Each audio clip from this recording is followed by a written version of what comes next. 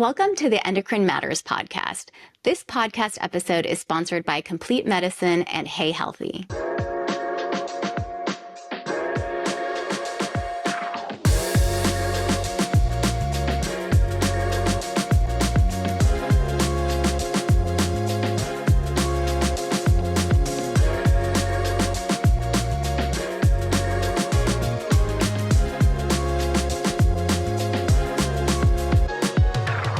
Okay, quick question. How many of you have gotten lab results back? Your doctor looked at them, smiled, and said, everything looks totally normal, and you walked out of that office feeling relieved, but also like something might still be off. You're still tired, you're gaining weight even though nothing changed, your energy crashes at 3 p.m., your brain feels a little foggy, but the labs say it's normal, your doctor said it's normal, so you figure, maybe this is just what 42 feels like? Here's what nobody told you. Those reference ranges your labs are being compared to, they were not built with your body in mind. I'm Dr. Arti Thangudu, triple board certified endocrinologist, founder of Complete Medicine, and your resident destroyer of lab myths. Today, we are talking about why normal is not the same as optimal, and if you're a South Asian woman, the gap between those two words could actually be costing you your health. Let's start with the basics. When your blood gets drawn and sent to a lab, the results come back with little arrows, normal range on the side. You're either in range or you're not. That sounds simple, right? Except here's the thing. Those ranges, those little numbers and brackets, were mostly determined by studying large groups of people, and for a very long time, those large groups were predominantly white, Western male adults. So the ranges we use for everyone were built on data from a very specific someone. And that someone was not you. This is not a conspiracy, it's a science problem. And it has very real consequences for South Asian women because our bodies carry risk differently. We store fat differently. We develop disease at different ages, at different weights, with different lab values than the populations these ranges were designed for. The best evidence we have on this comes from something called the MASALA study, which stands for Mediators of Atherosclerosis in South Asians Living in America.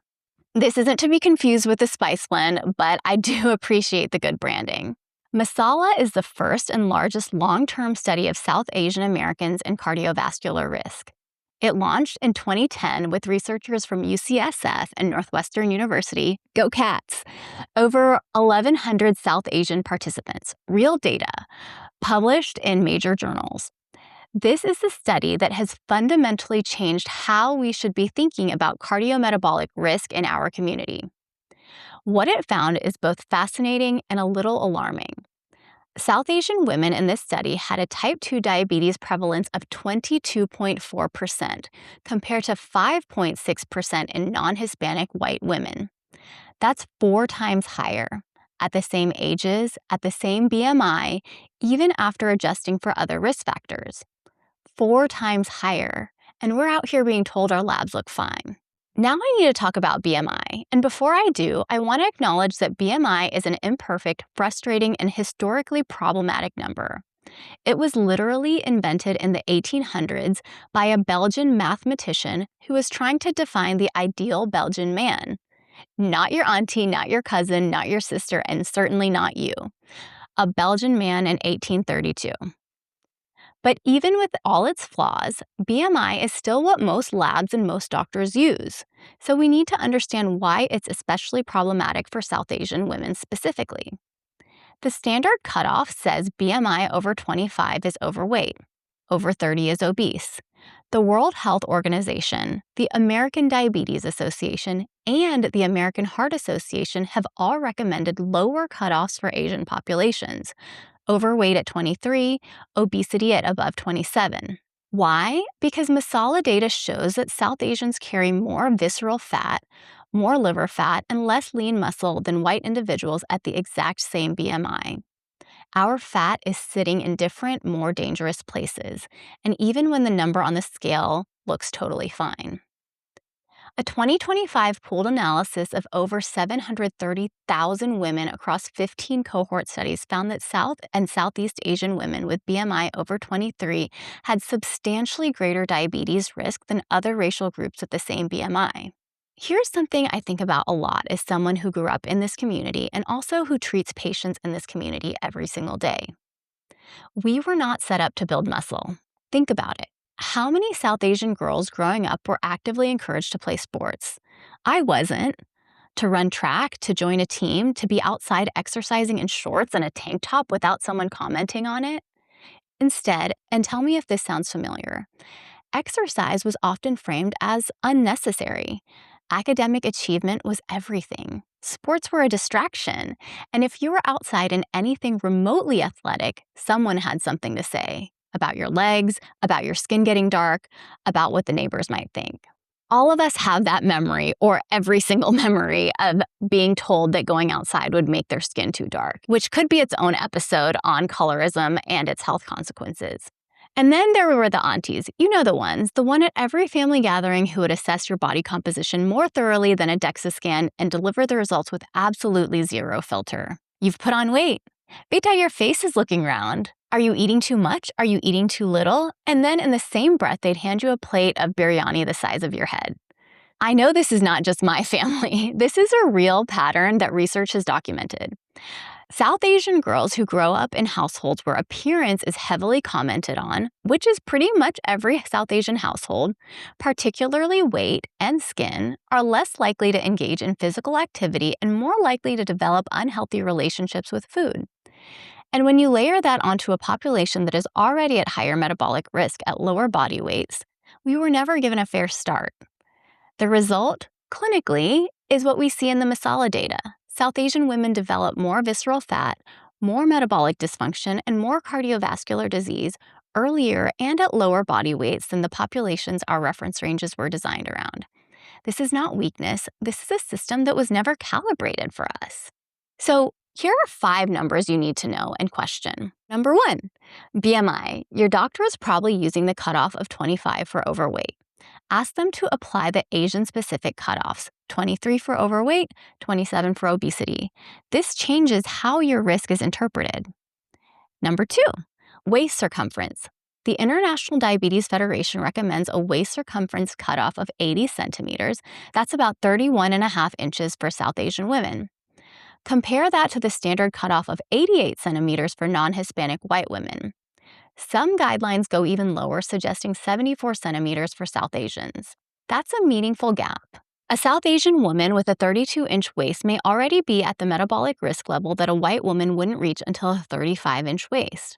But if your doctor is only using the standard reference, she looks fine on paper. Number 3, fasting glucose and hemoglobin A1C.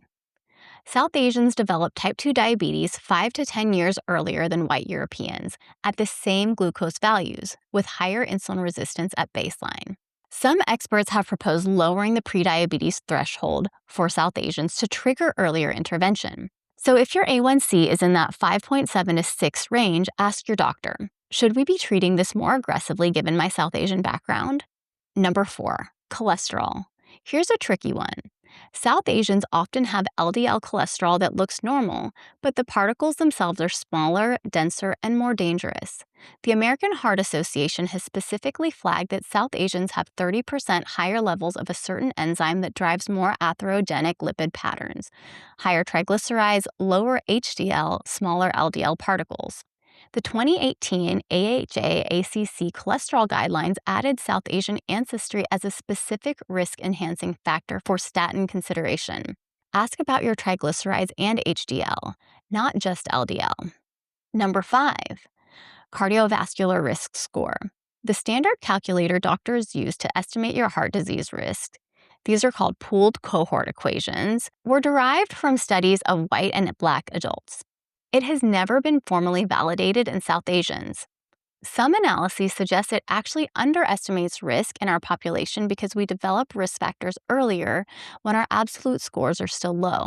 If your doctor is calculating your cardiovascular risk and you're South Asian, ask whether your ethnicity is being weighed appropriately and whether a coronary artery calcium score might give a more accurate picture of your actual risk. I don't want you leaving this episode overwhelmed. I want you leaving it equipped.